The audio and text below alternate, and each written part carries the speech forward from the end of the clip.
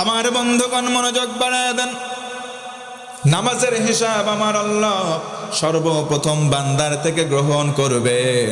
এই জন্য নামাজি যে ব্যক্তি হবে সে জান্নাতে যাবে। আল্লাহ রাব্বুল আলামিন বান্দাদের জন্য জান্নাত এবং জাহান্নাম ভাগ করে দিবেন। একদল জান্নাতে চলে যাবে, আরেক দল জাহান্নামে। ও ভাইরা বলেন তো, জান্নাতি আর জাহান্নামী দুই দল কি সমান হতে পারে? আরো জোরে বলেন, পারে? আল্লাহ রাব্বুল আলামিন বলেন, লা ইয়াস্তাওয়ি আসহাবুন নারি ওয়া আসহাবুল জান্নাহ, আসহাবুল জান্নাতি হুমুল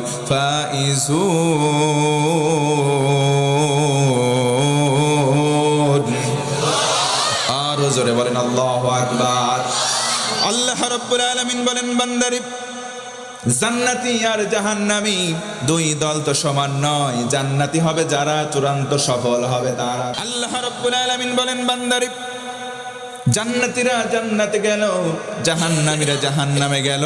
জান্নাতীরা জাহান্নামীদের দেখে দেখে বলবে, ভাই আজকে জাহান্নামে কেন নিক্ষেপ হয়েছে বলো? তারা বলবে, লাম নাকু মিনাল মুসাল্লিন, আমরা জমিনে নামাজ আদায় করতাম না, নামাজ না পড়ার কারণে আজকে সাকর নামক জাহান্নামে আসলাম।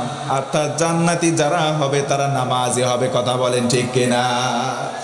ও যুবক, তোমাকে বলছি তোমার ঘুম ভাঙলে হবে সকাল, আর যদি তোমার ঘুম না ভাঙে হয়ে যাবে পরকাল।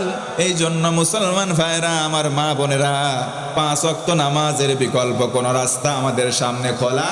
নবীজি বলেন, আল কোরআনু হুজ্জাতুল লাকা ওয়া আলাইকা, কোরআন তোমাকে হয় পক্ষে সাক্ষী দেবে, না হয় বিপক্ষে যাবে। ও মুসলমান বলেন তো, কোরআনের পক্ষে থাকার দরকার আছে না না? আওয়াজ করে বলেন, আছে না নাই? আমার বন্ধুগণ মনোযোগ বাড়ায় দেন। যুবক বন্ধু, তোমাকে বলি, কবরে একদিন যাওয়া লাগবে, একদিন সবার মৃত্যুবরণ করা লাগবে। ও মুসলমান বন্ধুগণ বলেন তো, মরা লাগবে কোনো সন্দেহ আছে? কখন মারা যাব আমরা কেউ কি বলতে পারবো নাকি? আল্লাহ রাব্বুল আলামিন বলেন, ইযা জাআ আজালুহুম লা ইস্তাখিরুনা সাআতাও ওয়া লা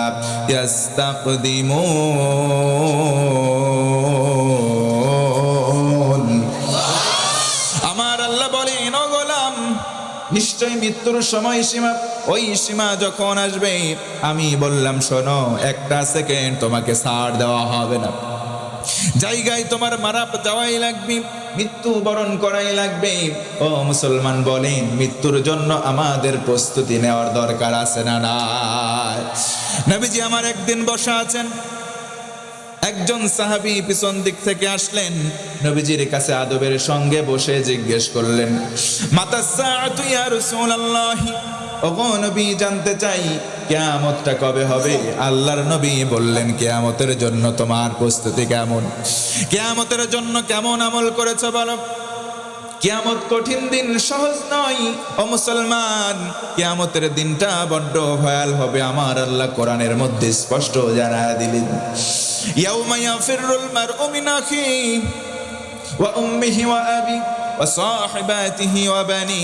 কিয়ামতের দিন আপন ভাইকে দেখে তার ভাই পালাবে, আপন মা তার সন্তানকে দেখে দৌড় দেবে, বাবাকে দেখে যেমন সন্তান, সন্তানকে দেখে বাপ মা, স্বামীকে দেখে স্ত্রী তার স্ত্রীকে দেখেও সব স্বামীগুলো পালাবে। ও ভাইরা, জানতে চাই, বলেন তো, ওই দিনটা কঠিন নাকি সহজ?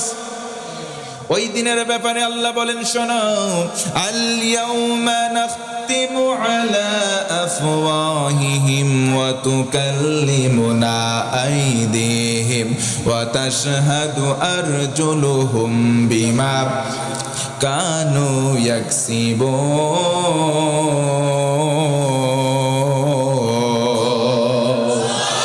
একটু জোরে বলেন আল্লাহু আকবার।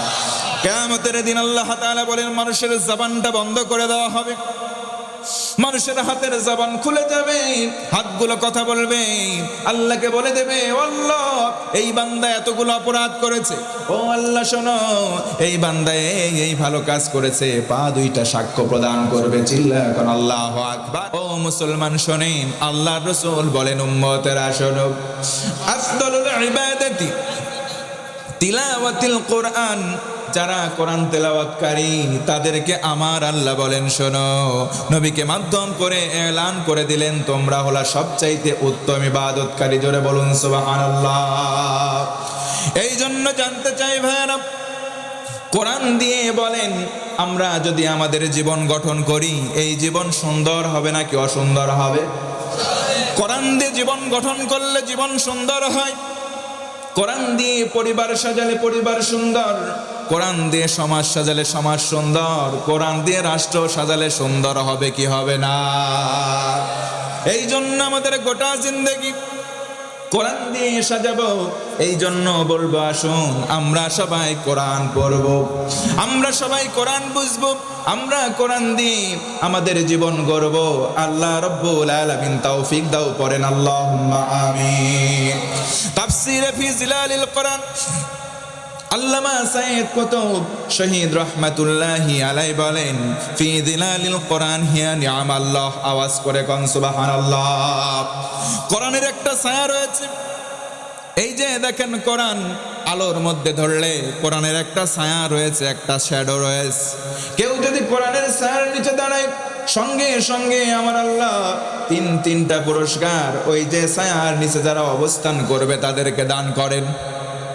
সুবহানাল্লাহ নাই? এক নম্বর হলো তারফাউল আমার, আমার আল্লাহ খুশি হন, তার সম্মান দুনিয়া এবং আখিরাতে গগনচুম্বী বাড়ায় দেন। 2 নম্বর তাবারাকাহুল হায়াত, তার জীবনে আল্লাহ পাক বরকত বাড়ায় দেন। জোরে বলুন সুবহানাল্লাহ। 3 নম্বর হলো তাজকিয়াহুল হায়াত, জীবনে যত গুনাহ করে ছোট ছোট গুনাহ কোরআন মেনে জীবন পরিচালনা করবার কারণে আল্লাহ রাব্বুল আলামিন এত বেশি খুশি হন, তার জীবনের সগীরা গুনাহগুলো মাফ করে দেয়। এই জন্য কোরআন পড়তে রাজি আছেন তো মুসলমান? বলেন না ইনশাআল্লাহ।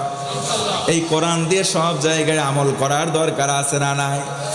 তিরমিজির বর্ণনা, নবীজি আমার বলেন, মান ক্বালা বিহি সাদাকা, কোরআন দিয়ে যারা কথা বলে তারা হলো সমাজের মধ্যে সত্যবাদী। ওমান হাকামা বিহি আদালা, কোরআন দিয়ে যারা বিচার করে তারা হলো ন্যায় বিচারক। ওমান আমিলা বিহি উজরা, কোরআন দিয়ে যারা আমল করবে আমার আল্লাহ তাদেরকে নিজেই পুরস্কার দেবেন। জোরে বলুন সুবহানাল্লাহ।